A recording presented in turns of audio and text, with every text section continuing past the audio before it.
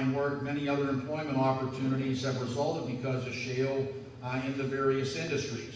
We, along with the heavy construction crafts, have worked closely with our contractors to make significant inroads in the construction of the well sites and the access roads themselves.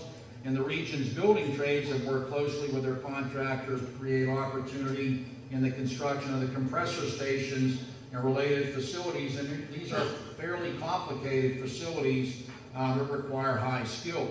The boom is increased demand for pipe. You've heard about that. Well, B&M Star over in Youngstown, Ohio is sinking over $1 billion into a pipe mill. That pipe is going to be used here in Pennsylvania, and that construction is being performed by hundreds of building trades members from both Ohio and Western Pennsylvania.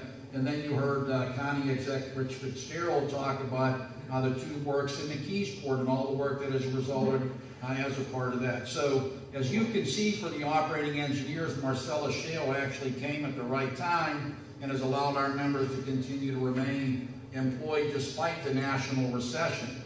That means they've got to fund their pensions and health care and spend money in their communities, as well as contribute their share in local, state, and federal taxes. It's also allowed our local union to expand our training program, to make an investment in our training program because of the money coming in. Now, this is going to allow us to continue to provide our contractors with the skilled, well-trained, productive employees necessary for them to successfully bid on and complete these projects. This development is going to create other opportunities here that will benefit the building trades as well as manufacturing. As I noted, B&M Star is making a significant investment in a pipe mill to meet the industry's demand. And in addition, many of the trades, the operating engineers and other building trades, we've been working closely with U.S. Steel to grow the use of domestically and actually regionally manufactured pipe both here in Pennsylvania and Ohio, which would grow regional manufacturing.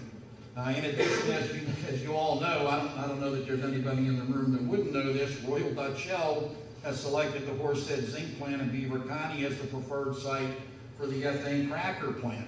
Now, this is a $1 billion plant that's going to put about 10,000 construction worker jobs in place and then create thousands of additional jobs in the downstream petrochemical manufacturing that would follow.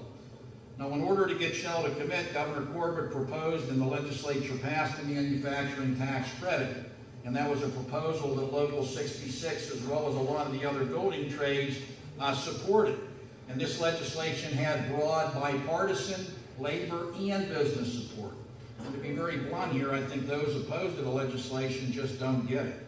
They feel that a highly profitable company such as Shell should not be given a tax break, and unfortunately, that's not how it works in the real world.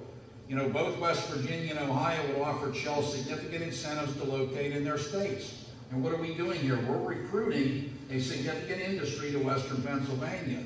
And just like recruiting an employee or recruiting a football player to your college or recruiting an apprentice to my program, you got to provide incentives to get the best. And usually there are a number of people trying to get that individual to either come to their program, their business, or their state. So, you know, you have to use tools in order to get that, and we use the tax credit. And in addition, that tax credit is going to provide a lot of downstream petrochemical industries to also locate in Pennsylvania, and we feel that the gains in employment and economic development far outweigh any cost of the tax credit. That's really big in this state. That's going to result, we get the cracker plant here, we get the downstream petrochemical, then we're going to have significant additional job growth in Pennsylvania, and we're also going to get new revenue streams at both the state and local level. And now look on the other side of the state, since the Shell announcement, Sunoco and the Carlyle Group have rescued the Philadelphia refinery, again, another energy-related success in the state. You know, abundant local natural gas is attractive to the steel industry and other manufacturing. There's going to be incentive to relocate steel, additional steel and manufacturing back in Pennsylvania. And this is going to require the skilled workforce to both rebuild that and to maintain it. So the challenge moving ahead, as I see it from a labor union standpoint or as a worker standpoint, is being able to have the trained workforce in order to meet the industry's demands.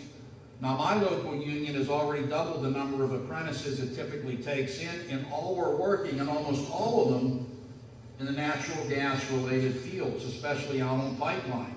We're also expanding our journeyman training programs and developing new programs to meet the specialized needs of the natural gas and petrochemical industries, and other building trades unions are doing the same. I do want to take an opportunity to kind of brag about the building trade training programs and apprenticeship programs, and you're actually sitting in a building that was designed to train electricians, including this hall. Even though their training program is actually next door, this building itself has removable panels and other things in order for the electricians to teach their apprentices and journeymen how to do their work. But there are 17 Western Pennsylvania building trade apprenticeship programs. They are tuition-free programs, and they provide both apprenticeship training and continuing journeyman education, as well as industry-specific specialized training. They are funded by their members and participating contractors and employer associations. They have state-of-the-art curricula and on-the-job training, which result in a construction force capable of building and maintaining Pennsylvania's infrastructure and industries, and are working every day with members of the natural gas industry to create economic opportunity. In addition, no one works harder than the building trades to connect today's youth and unemployed to a rewarding career in construction industry. We're out there every day recruiting people for our program so Pennsylvania has the next generation to meet the industry's needs. So this deep talent pool that the building trades has developed and continues to foster enables Pennsylvania businesses and industries to prosper, growing the state's economy and creating even more jobs. And I did want to comment on the question asked recently about West Virginia and the fact that a lot of West Virginia's energy ended up leaving the state, and it seemed like they had a poorer workforce. That's already happening here in Pennsylvania. A lot of the natural gas right now is not staying in Pennsylvania. I know we're building the transmission lines to take it to other parts of the country or to either coast so that it can be liquefied and sold overseas. We need to bring the industries into Western Pennsylvania, into the region that are going to use this natural gas in order to guarantee that it is going to stay in this Pennsylvania and provide opportunity. And then I would argue it's up to us, labor, then to ensure that the jobs created by this industry provide good paying jobs with good hospitalization, good pension systems in a lifetime career for a family. So that's our job. But first we have the gas. Now we have to make sure we get the industry from where I'm sitting, and then we'll do our job as labor to ensure that the workforce grows with the industry. Thank you. Great. I want to come back to that last point in a second, but I want to start with, if you look around, you made the point of this room being built by electrical tradesmen, this was a training facility, but if you literally look around the room, you look at the tile on the wall, you look at the paint on that tile, you look at the American flag, you look at these life simulated plants on the stage itself, the coverings on all the tables, the shoes on your feet, if you washed your hair this morning, the chairs around the table, plastics that hold the coffee over there, all those products are actually made with natural gas or petroleum. You cannot make those products without natural gas or petroleum. That creates abundant jobs throughout this region and the country. We asked the first speaker, a little bit about how do we get that message out. It's a lot of the focus of what Consumer Influence does on a daily basis, getting those messages out to say, in our opinion, energy is the circulatory system of this country. I'd like to get the opinion of the panel here about ways that we can effectively educate all Americans. And we're all very busy. These are things you take for granted. You put a nozzle in a car and you squeeze that nozzle and you expect something to happen. You're really not paying attention to it. More often than not, you're on your BlackBerry or something while the car is being filled up. Turn on the light switch, you expect something to happen. Only when something doesn't happen, it's that left tackle. Only when that left tackle messes up, you notice. How do we continue to bang that drum and get these wonderful stories out broader than they are now? Well, Dave, I appreciate very much the question, and as Jim was talking, I was almost jumping out of my chair because of the opportunity that he's talking about. We have an opportunity for jobs in this region that we haven't seen, not in a generation, in a century. I mean, the opportunity that exists here is really beyond belief. And what the operating engineers are doing with their training facility out in New Alexandria, what the electrical workers do here, with what the trades are doing is that they're preparing a workforce for all these industries that exist. But we do have a shortage. We have a tremendous shortage. And we have to get into the school districts to make sure that our young men and women, as they're coming through, not only at the high school level, but we have to get them in the junior high and middle school level to make sure they understand that these are tremendous jobs. They're jobs you can be proud of, and they're jobs that are family sustaining. This isn't a two-income family. This is a one-income family.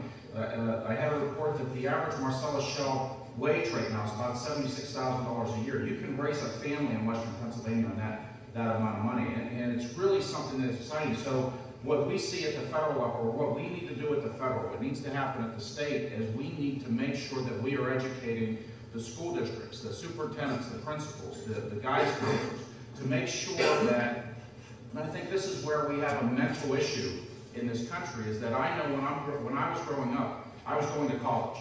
I mean, that was the only thing. There was no choice. You weren't going to work with your hands or your back. You were going to go to college.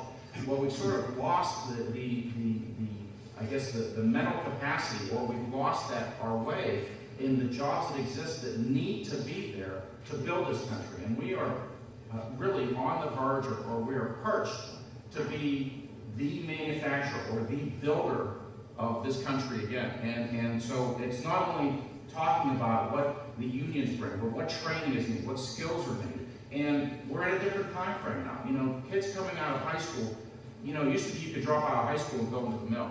Well, that doesn't exist anymore. People have to have skills, they have to have knowledge, they have to be math-oriented, they have to know what they're doing, and they have to be drug-free. And this is something that we see throughout our area as we're looking to fill these jobs. So, you know, it's about talking about it. It really is. It's about getting out into the trade schools, getting out into the union shops, getting out into the high schools and middle schools, and making sure, and the community colleges, and making sure that we are looking at what does our workforce need to be and how do we get it there. And it's something that we actually, Mr. Murtha recognized this 10 years ago when we started talking about, because we knew we were going to have a shortage of machinists and welders without this economic opportunity that we have now. Now with what's going on with the Marcellus Shale, with the proposed cracker in Monaca, you know, obviously we have a lot of opportunity that we can take advantage of. And it's a matter of sitting down, getting everyone to agree